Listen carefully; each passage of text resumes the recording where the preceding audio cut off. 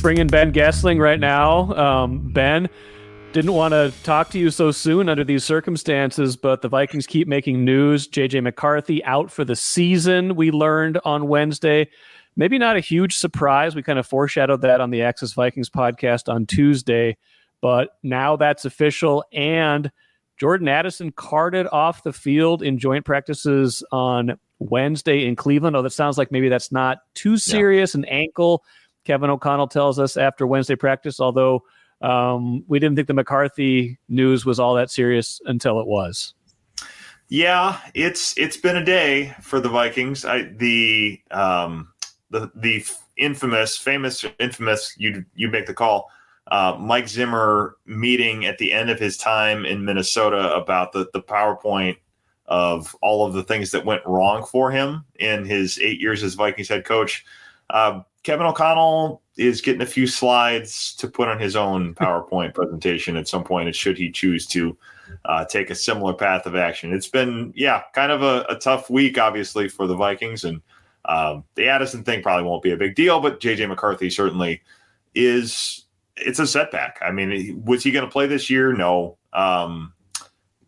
At least I don't think he was going to be the starter, but I do think the loss of on-field development time and a little bit more of an opportunity to say, is he the guy or not? Kevin O'Connell talked a lot today about things that would make you think they have settled that.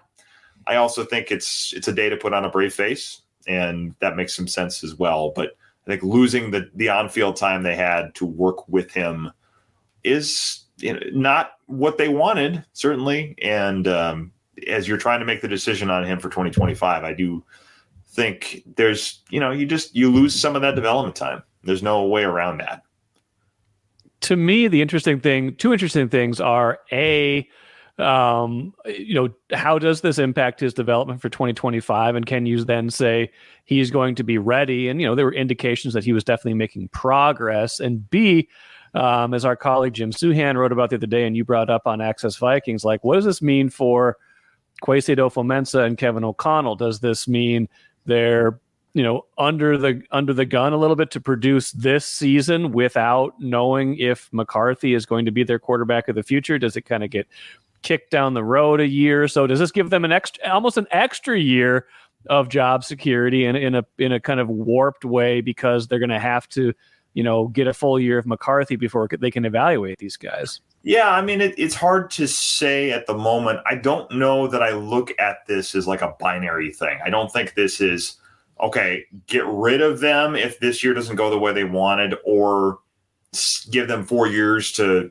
extend things and get all of the time that they want with J.J. McCarthy. I think there are other options there. We've seen the Vikings use some of these in the past. I mean, they had, I think Mike Zimmer and Rick Spielman got a year tacked onto their contracts at one point to kind of keep them out of that, going into a contract year weirdness that comes about. I think that was maybe after 2018, I think, because Zimmer got extended through 19 the first time. And then I think after 18, they tacked on a year to keep Zimmer and Spielman out of that boat. And then Leslie Frazier, after he takes a 3-13 team to the playoffs the following year with Christian Ponder at quarterback, he got the 1 year extension as well into 2014 would have been paid for, so that he was not coaching into a contract year in 2013. So there are ways to do that, and we've seen the Vikings do that before. I wouldn't be stunned if that's the way they go about it. Maybe they add a year, maybe they add 2.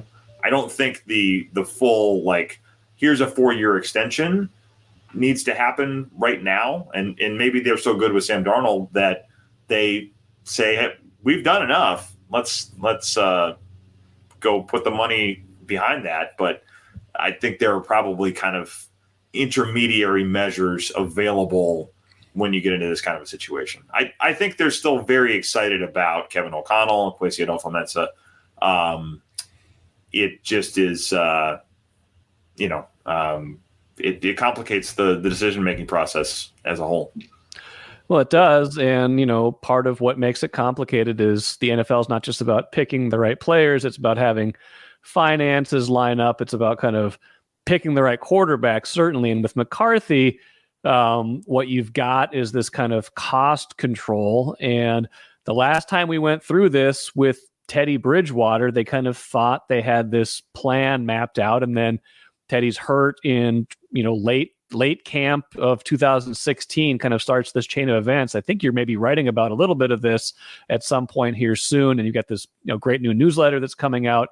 Can you shed some light on kind of what the financial implications of this are, and any eerie, not as serious, but eerie parallels to the Teddy Bridgewater era?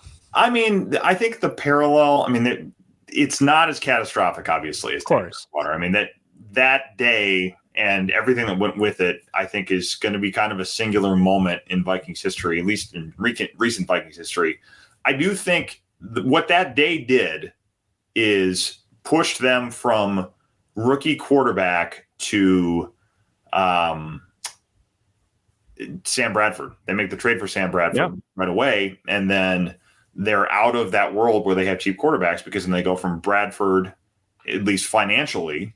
Bradford didn't start most of that season in 2017. It's Case Keenum, but Bradford to Kirk Cousins. So the years of quarterback surplus are valuable, and they're more limited now in the modern NFL, because these rookie quarterback contracts are 4 years plus a fifth-year option, but the fifth-year option gets more expensive too.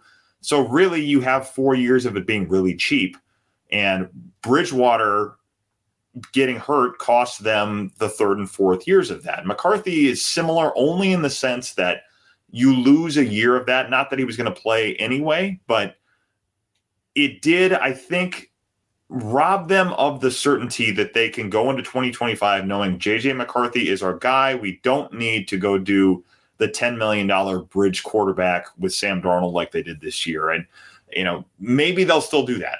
It's still possible that they would say, you know what? We saw enough. We think he's going to be ready. If he stays healthy, he's fine. We can go sign the backup and not have to worry about it. But just that ability to say definitively, this is our guy and we are ready to go with him, and kind of plan financially, knowing that he is established and we don't need to do anything else. We can spend our money on other things. I think you lose a little bit of that. So is it throwing the entire plan off course? No. Is this as big of a deal as Bridgewater or Dante Culpepper in 2005? No, I don't think it is. But it does, when you look at how detailed they've tried to be with their plan, it does push you away from that just a little bit. So I think that is a component of this that just kind of reminds me of that Bridgewater day, in the sense that, like I said, these years on rookie quarterback deals are kind of a cheat code sometimes in the NFL. We've seen teams go to the Super Bowl with not that great of quarterbacks because they can build the rest of it around. Jimmy Garoppolo is the one that comes to my mind first. Jared Goff, before he became the better version of Jared Goff, also did this. So you see this happen enough that teams want it, and you lose a year of that in the process of all of this happening with J.J. McCarthy. Two more things, then we better get out of here. One, really quick, explain why medically they would opt for, the fuller procedure. There was the kind of two ways you can do a meniscus. They opt for the more extensive surgery that's going to keep him out for the season, as opposed to maybe a month or two. Yeah, I think it's I'm not a doctor, nor do I play one on daily delivery. We try. Yeah, we try. You learn enough of this stuff that you do your best journalistic effort to convey what's going on. As I understand it, you can do a trim if it's a minor injury, or you say, you know what, let's just trim it off, and we don't have to have it all, because you don't have to have a meniscus for your knee to function. I think having a meniscus keeps you from bigger issues down the road, probably arthritis, being bone on bone, that kind of stuff.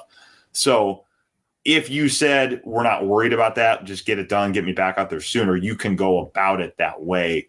But when it is a bigger thing, and especially when it's a bigger thing that you're saying, we want to be as responsible about your long-term health as we can, you go for the full repair. And I think in this case, a lot of times you see this be a tug of war with a team, and between the team and the player. I remember that with Adrian Peterson a little bit in 2016, where they wanted him back sooner, and he was like, no, I'm getting the full repair because I want to play longer and I don't want to be on arthritic knees when I'm 50. I mean, that comes into a player's consideration certainly more than it does with a team. But in this case, there is zero reason for the team and the player not to be on the same page here. J.J. McCarthy wants his knees to be in as good a shape as they can possibly be long-term. The Vikings also are going to have more value invested in J.J. McCarthy if everything goes right when he's 30 than when he's 21. So I think taking the long term here makes a lot of sense for everybody. And it's not surprising that they did that just because of how this group tends to work. But I also think it's the right course of action for everybody's interests in this case.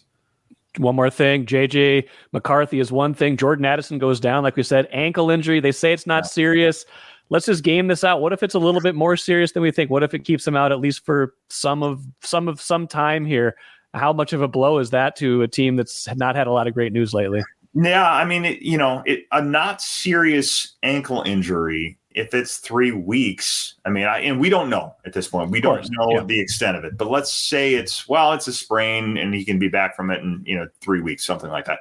That puts you close to the opener. So if it's something where he's going to miss a game or two, I mean, my point is we're not that far from not that serious injuries saying you're going to miss at least a game or two. And no TJ Hawkinson, at least for the first few weeks of the season, I would think.